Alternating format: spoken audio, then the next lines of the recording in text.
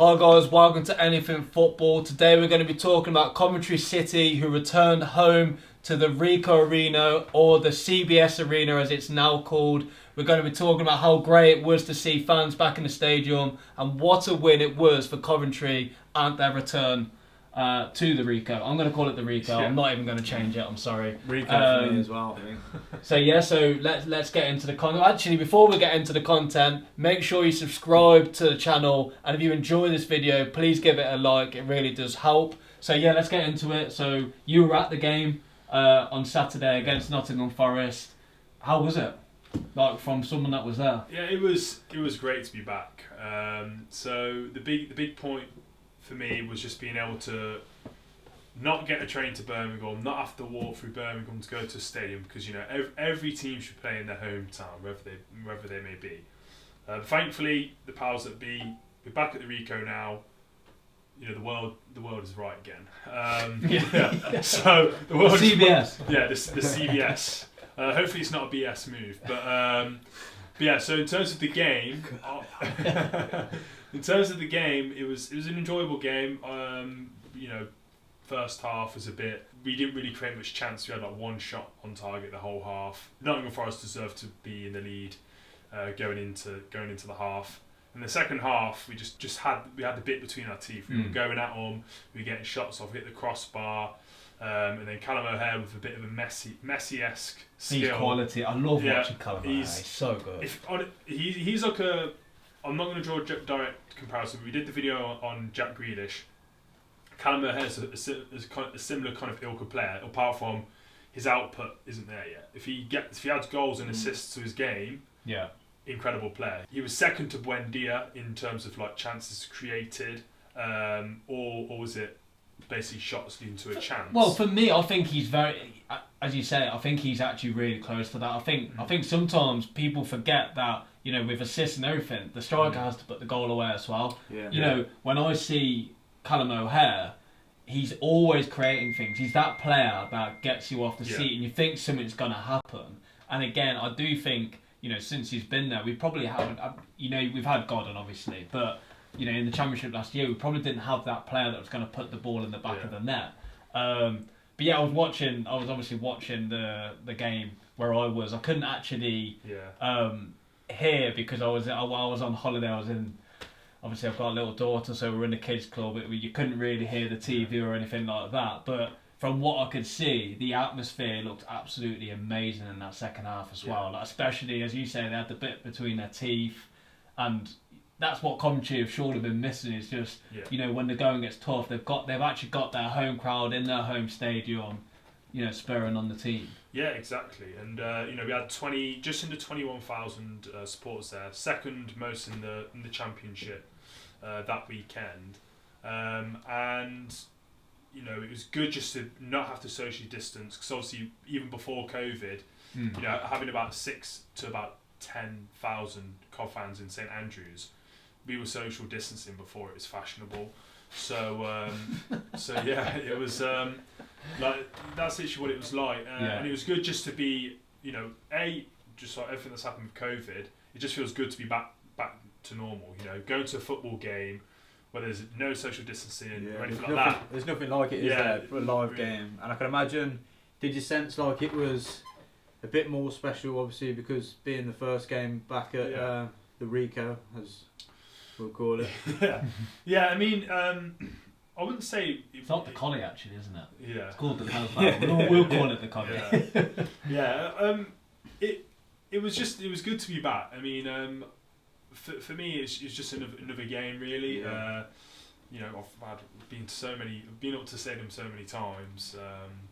But yeah, it was just a great game, and just like you said with Callum O'Hare, he just saw that bit of skill where he took on 2, maybe 3 players, got the ball in the box. Ben Chief did a really good touch to the person who scored the goal in the end, and how was it at the end of the game? Like, obviously last minute winner. Yeah, me and my little brother were going crazy because my little brother was he was like, even when 1-0 down, so we're gonna win 2-1. I'm just thinking, he's a kid. Stuff. We'll have to get on instead of you. Yeah, exactly. So I was thinking, he's optimistic, but we're not going to win. Like last season, we came from behind to Can't win. be saying that. That's a Cov fan. Yeah, no, come on, we won the first game. Yeah, well, No, you manage In expectations. terms of the players, though, did you sense there was any sort of nervousness there, like being at the RICOH or no, we looked nothing like that? No slow start or anything. No, we did control the game quite well. We had over 60% possession, so we were in control of the ball. We looked quite comfortable. Nottingham Forest are like a good, defensive hits on the counter. Because that's how they first goal scored. We were attacking. Fankati Dabo did not look good in the replays. Let me tell you that, because I came in on the replays and I was like, oh, he's made himself look stupid there. Like. Yeah, I think he's quite unlucky because he was playing centre back. He's a wing back. And he does not look good at centre back. Did they play three at the back? Yeah, so we play like a 3-4, 1-2. So you got Callum O'Hare behind the two strikers. Yeah. So we set up with Wycombe and a guy called Gyökeres who we signed. They're both very much in the fashion of a team that aren't that good. They pressing forwards, look to win the ball high up. So that's what O'Hare did really well last season. Probably one of the best pressing midfielders. You got a thing for O'Hare, haven't you? Yeah, he's our best player. He's our best player. So so we settled with like wing backs. Got a young lad from Chelsea. He looked quite good. It was his debut. Reminds me of another Dutch young player that we had, Van Aanholt, once upon a time. So we looked all right. We kept the ball quite well. But I think if we finish off the window quite strongly, I think we could do all right this season. Yeah. I don't think it'll be. I don't think it'd be much of a relegation scrap as it was last year. We finished strongly last season. We were kind of comfortably above the drop, 6 points or so above. I'm hoping this year it's a lot more relaxed. Do you think it will be with the team you've got currently, without any more signings? I think we're quite light in some areas. So if we had if we were as unlucky with injuries this season as we was last season, I think we probably would have to rely on young players coming through, and that can go one of two ways. They either become valuable young players who are starters, or you're struggling and they're not really quite good enough to cut it at that level. So, what was your thoughts on Waghorn and the signing in general and his performance? Waghorn, he didn't do much, but he's shown glimpses. He's someone who has consistently kind of got 10 goals over. Do you know with him as well? I think he's a player that when you're in the Championship with the experience he has, you want in the dressing room.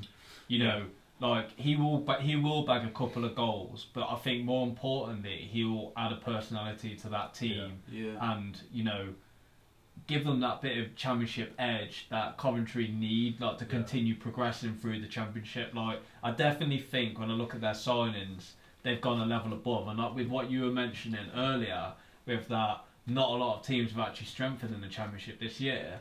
Who's to say that Coventry can't go on a run? Now, it's obviously the first game and we're speaking very optimistically, but for me, looking, more so as a neutral, I support Liverpool more so, but I'll always follow Cov.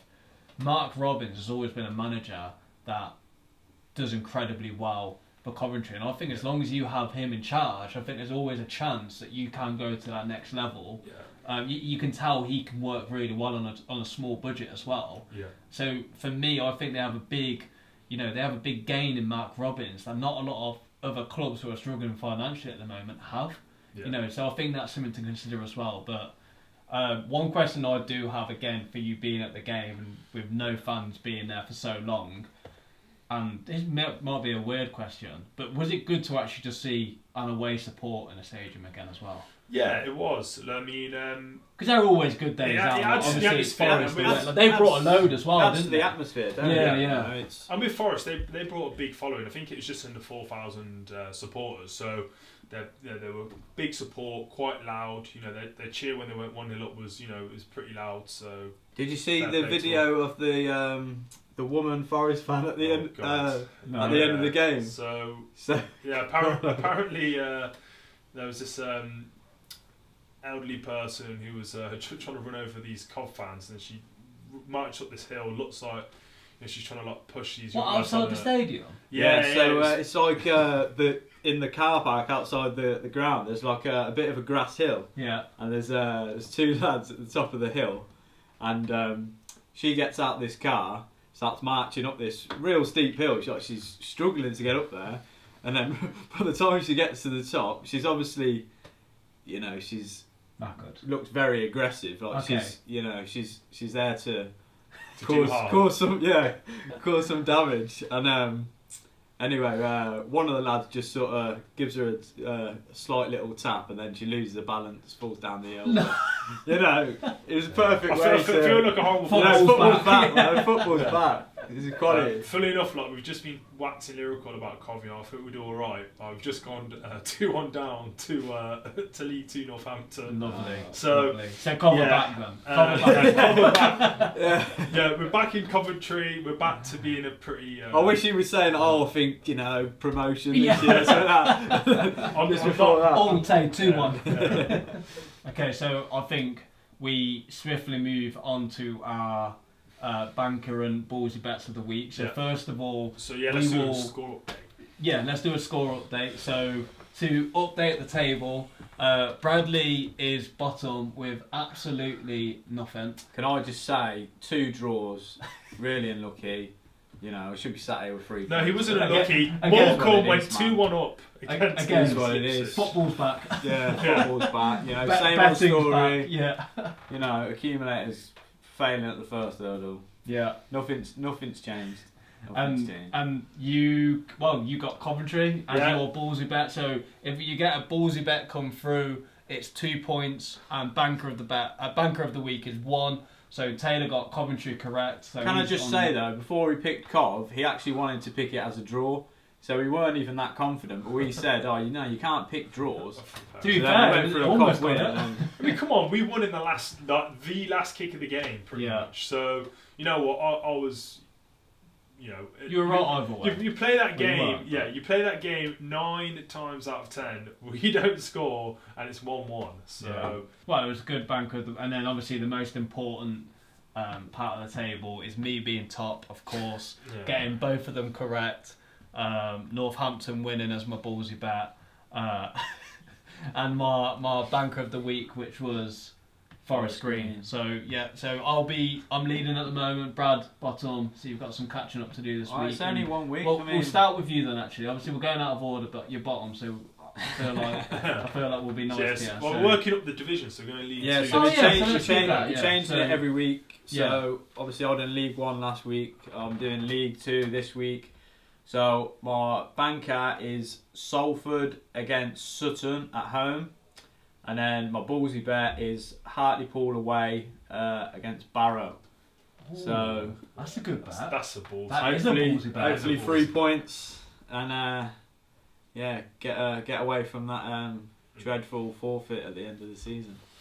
Okay, so for me, my banker of the week, so I'm League 1 for starts. So Portsmouth at home against Crewe Alexander. My ballsy bet is Sunderland to come away with the win against MK Dons. Is that away or home? That's away.